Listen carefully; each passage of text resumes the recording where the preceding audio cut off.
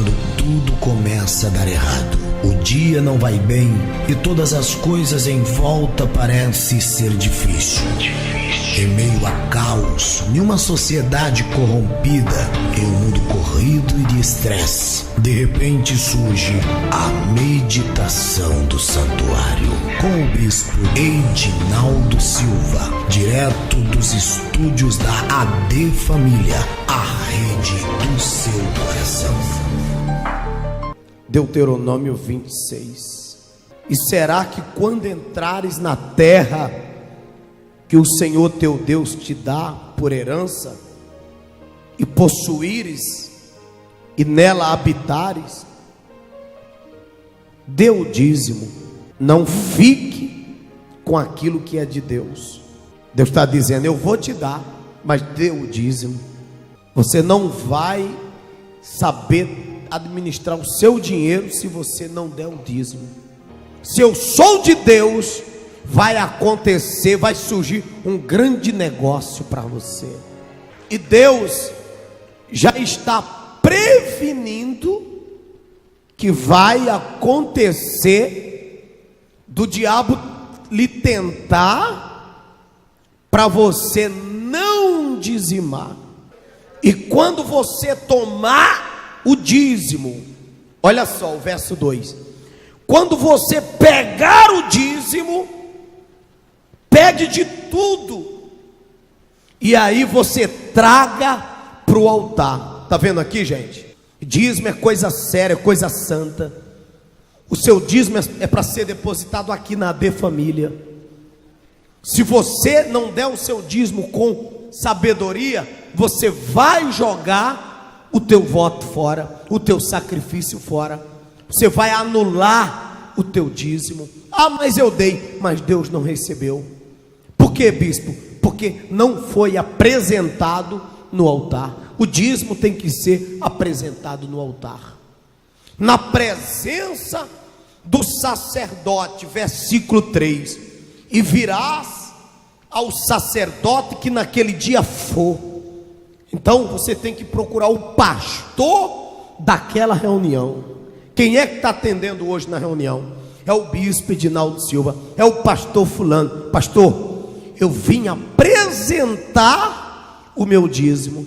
Dízimo não se coloca e se joga as costas para ele, não, gente. No dízimo, na entrega do dízimo, tem que acontecer uma oração, um protesto, para uma reivindicação, para que assim Deus esteja atento e você atento também. Então eu quero que você fale. Aí no capítulo 26 e no versículo 3 diz: e virás ao sacerdote que naquele dia for, e dir-lhe-ás: hoje declaro perante o Senhor teu Deus que eu entrei na terra que o Senhor jurou a nossos pais a dar-nos. E o sacerdote então tomará a oferta pela mão. Você vai dizer: bispo, está aqui a oferta, está aqui o meu dízimo, do meu salário, do negócio que eu fiz. Eu quero protestar, eu quero me levantar, eu quero reivindicar, eu quero para este mês uma resposta. E o sacerdote pegará o seu dízimo na mão, está aqui, ó. O Senhor, o sacerdote tomará o cesto é um envelope, amém, gente? O Senhor, o sacerdote tomará o cesto da tua mão e porá diante do altar do teu Deus. Lembra de Jacó, o que ele falou? Ele disse assim: se este Deus que se apresentou para mim for comigo, me dê pão, me dê água, me dê veste, me dê paz, suprir a minha necessidade, eu serei dizimista. Amém? Eu serei dizimista, porque eu blasfemaria deste Deus se eu fosse dizimista e ele me virasse as costas para o meu dízimo. Olha bem para mim, que mentira desgraçada é essa? Então, que está escrito na Bíblia que ao dizimista o diabo não toca, ao dizimista o encosto não toca, e de repente você faz a tua parte e Deus não a dele. Por quê? O que é isso? Então, se é para reivindicar, eu vou reivindicar. Ninguém serve a Deus de bucho vazio, agarrado nas costas e esmola no bisaco, está amarrado. Ninguém, até porque torna-se objeto de escárnio, não de glória. Torna-se objeto de vergonha, não de glória. Para que tanto jejum, se a tua vida está essa desgraça? Mas deixa Deus mudar, para você ver. Aí a própria família, os amigos, diz assim: fulano vive assim porque ora muito. Também ora muito. Vive na presença de Deus, cheio de fé. Então o Deus dele é fiel a ele. Então Deus é mentiroso se não fizesse nada. Agora, se você tem consciência de que está fazendo o seu dízimo e as coisas estão dando errado, então vem cobrar. Vem cobrar. Eu quero que você cobre. Eu quero que você se revolte junto comigo. Porque se você se revoltar, esse Deus vai se levantar. E muitas vezes esse próprio Deus está vendo você acomodado e está triste, está chateado, porque você não se revolta. Você está em um comodismo desgraçado. Vou lá, deposito e está bom do jeito que está. Olha, Deus, esse mês eu fiz um sacrifício a mais, uma oferta a mais, e eu quero que o Senhor responda por essa lã, responda por essa esponja, responda por esse cabrito, responda por esse novilho. E Deus vai com isso criando com você um vínculo maior. Então protestarás perante o Senhor teu Deus. Há um campo espiritual, um mundo espiritual que vocês precisam entender. Desde ontem, a esposa chegou 3 horas da manhã, está acordado. 4 horas, está acordado. 5 horas, você não dormiu. 6 horas da manhã, minha filha levantou para ir para a escola. O senhor não dormiu. Não tinha como dormir. Uma batalha travada com o inferno. 7 horas da manhã, eu vim dar um cochilo, levantei de 9. Já levantei, digo, opa, 2 horas de silêncio. O que é que aconteceu no reino espiritual? Fui há 2 horas atrás, peguei de lá de trás e pedi para o Espírito Santo reproduzir, enquanto eu dormia, o que o encosto estava preparando. É assim que você tem que fazer. Vigia essa desgraça, não dá mole, senão ele vigia você. 24 horas atento, meu amigo, minha amiga. Caso contrário, é muito rápido para acontecer uma desgraça na vida do senhor e da senhora. Aí a gente fala, quando eu menos esperava, aconteceu. É exatamente isso. É um segundo que você desconecta com Deus, que o encosto ataca. Amém, pessoal? Então o texto está dizendo, vigia, abre o olho para não fazer besteira, coisas erradas. E ele diz aqui, as coisas erradas que eu quero dizer, não é pecar, mentir, adulterar, só isso não. É desconectar, orar fora de hora, fora de tempo, botar palavras na oração que não cabe, especificar cada oração. É por isso que eu estou orando, é por aquilo que eu estou orando. É colocar as coisas, o reino em ordem, para que a ordem do reino seja estabelecida e possa produzir e reproduzir as coisas do reino dentro da ordem. Você não sabe o que ora, não sabe o que fala, não sabe o que pede e nem o que agradece, fica tudo louco. Não tem como acontecer um milagre. Um milagre acontece com você no lugar certo e na hora certa. Amém, pessoal? Olha para mim. O homem da mão ressequida é um exemplo. É um exemplo. Onde que ele estava? No templo. Onde que Jesus entrou? No templo. Então ele já estava em um ambiente de fé, mas nem ali foi suficiente para ele estender a mão. Jesus precisou dizer: vem para o meio. E quando ele sai do ambiente em que ele estava, o ambiente dele, e ele vem para o ambiente de Deus, Jesus ainda dá mais uma ordem: estende a mão. Primeiro, vem para o meio. Segundo, estende a mão. Duas coisas faltava para o milagre que ele queria, mas ele estava no lugar.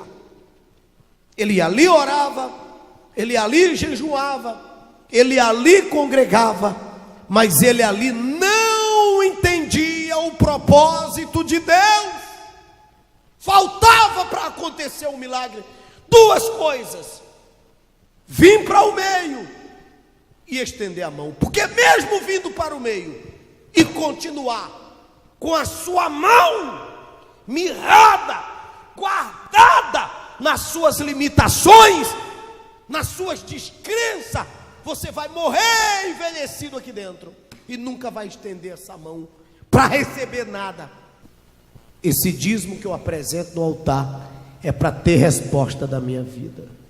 Todas as áreas eu quero que Deus me atinja com a sua prosperidade. Olha que palavra poderosa. Versículo de número 7. Então clamamos ao Senhor, o Deus dos nossos pais, e o Senhor ouviu a nossa voz e atentou para a nossa miséria, para o nosso trabalho e para a nossa opressão. Aí ele diz aqui: você dizimista, meu Deus, e hoje estou trazendo esse dízimo no altar e quero lembrar o Senhor da miséria que passamos, da dor que nós sentimos, e te peço, nunca mais deixe-me passar a humilhação que eu passei. Jacó, lembra dele? Não tinha uma mulher, não tinha nada, tadinho. E aí quando ele dizimou, a Bíblia diz que ele conheceu uma mulher amada, que teve uma família abençoada, e aí ele prometeu: eu nunca mais vou parar de dar o dízimo. Nunca mais. Toda vez que ele dava o dízimo, então ele lembrava que foi lá na cidade de Luz, que depois ele batizou de Betel, que a vida dele mudou. Um dízimo que ele deu e permaneceu dizimando todo mês, todo mês. Então ele plantava aquele dízimo. A Bíblia diz que o rio da água da vida produz, suas margens têm frutos, muitas frutas, e existe uma árvore chamada árvore da vida, que fica na praça principal, por perto, por onde passa o rio, perto. E a Bíblia diz que essa árvore tem 12 frutos, e esses 12 frutos, essa árvore, ela dá 12 frutos na estação própria. Aí você vai olhar e ver que dentro do ano nós temos 12 meses. 12 meses, que são 12 idas ao altar, prestar conta do que conquistamos a cada mês e reivindicar o que precisamos para cada mês, e lembrar que naquele mês precisamos suprir nossas necessidades para não passar vergonha. Ou seja, o ano todo falando de dízimo, cobrando e sendo fiel. Olha só, quando você quebra você se arrebenta. Então o texto diz: a árvore da vida produz 12 frutos, e as folhas desta árvore servem de remédio para as nações. Olha só, a folha dessa árvore serve de remédio para as nações. Não é o fruto dessa árvore, é a folha que serve de remédio. O fruto é o dízimo, são 12 frutos. Então você não pode comer o dízimo. Você tem que se alimentar de outras coisas que a árvore produz. O seu dízimo mantém a árvore, e a árvore mantém as folhas, e as folhas servem de remédio, de suprimento para as suas necessidades. Aí você acha remédio para a sua doença, e o fulano que tinha a mesma doença morreu, não tinha remédio para ele. O câncer que você tratou acabou para sempre. O do fulano até fez quimioterapia, disse que tinha tratado, mas voltou. Porque tem gente que não tem acesso às folhas do dízimo. Tem gente que não tem acesso aos frutos que o dízimo produz. Por quê? Porque come a própria fruta, come o próprio dízimo. Quando você come o próprio dízimo, produz o que então? Quais são os resultados? Nenhum.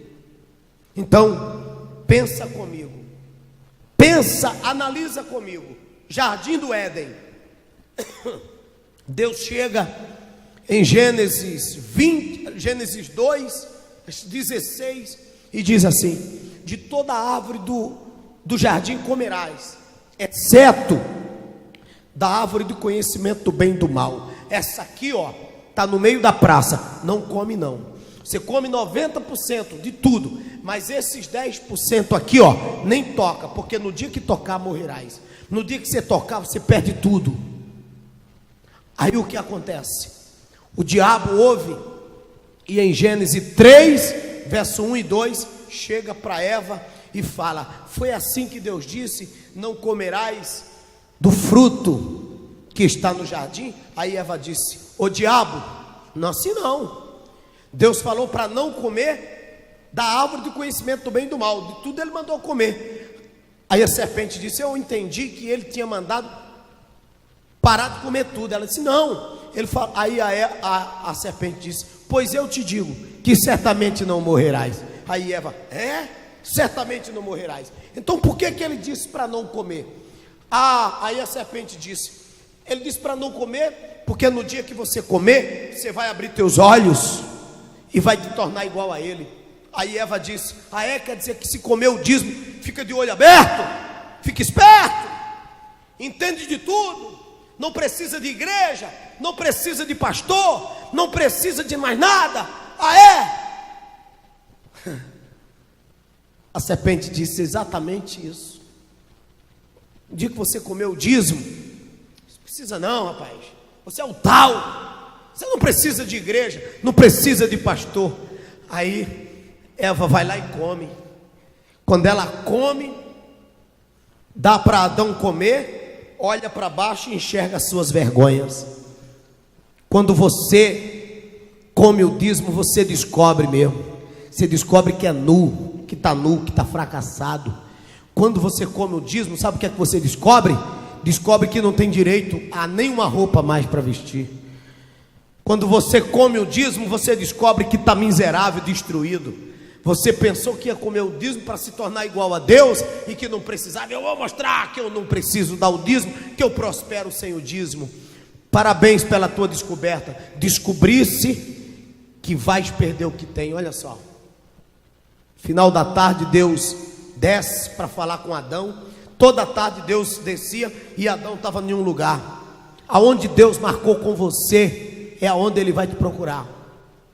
Deus não vai procurar você aonde Ele não marcou contigo, rapaz. Amém ou não amém? Deus marcou contigo na AD Família. O que é que tu vai fazer lá? Deus tem uma coisa contigo aqui. Deus tem uma obra com você aqui. O que é que você vai ver lá? Ficar dando nó na cabeça, ouvindo o diabo, ouvindo os encostos, profecias do inferno. Olha aí em que a tua vida se transformou. Tivesse aqui me ouvindo, estava bem adiante. Amém ou não amém? Estava arrebentando. Poxa, AD Família, tua casa, aqui é o teu lugar. Para de arrumar conversa, para de ir atrás de aventura. É forte, né, gente? Aí ele faz o quê? Descobre que está nu, e Deus vai procurar ele aonde ele estava, mas ele não estava onde Deus queria. E aí Deus sai procurando, porque mesmo assim ele te procura. E ele acha Adão e falou: Adão, por que tu te escondeu? Aí Adão disse: eu não respondi quando o Senhor chamou, porque eu estava nu. Então, Adão, quer dizer que tudo que tu descobriu de importante é que tu era nu somente? Quer dizer que o diabo disse que tu ia descobrir grandes coisas se tu comesse o dízimo? E a grande coisa que tu descobriu é que tu é pobre, miserável. Quem foi que te fez entender que estava nu, Adão? Já sei, foi o dízimo que tu comeu. Tu me roubou, ficasse nu. Olha só, tu me roubou, ficasse nu. Aí impressionante, né? A Bíblia diz que Deus olha para ele e ele disse: foi a mulher que tu me deu. Aí a Eva disse: não, foi a serpente que me enganou. Deus fez Adão e criou Eva. Deu o nome dele Adão e o nome dela de Eva. Chegou para ele e disse: olha, o seu nome é Adão e o nome dela é Eva. Mas depois que ele roubou a Deus, o demônio da separação e da discórdia já entrou no próprio casal. Quando Deus estava perante Adão e Eva, perguntou: qual o teu nome? Qual o nome dela? A mulher que tu me deu. Por que tu não chama ela de Eva, Adão? Ele já estava brigando. Quando tu briga com a tua mulher, quando tu briga com alguém, tu não consegue ficar chamando o nome, né? A mulher que tu me deu. Começou a briga do casal. Quem não dizima vive miséria, gente. Quem não dizima vive brigando. O casal que não dizima vive uma guerra dentro de casa. A mulher que tu me desse. Eu não pedi não essa peste não. Foi ela que me induziu. Aí Eva, por sua vez, já botou a culpa. É que a gente é frágil. Foi a serpente que me enganou. Deus disse: eu não estou aqui querendo arrumar um culpado. O culpado é vocês. Agora tem uma coisa: um grande projeto não pode ser colocado na mão de um irresponsável.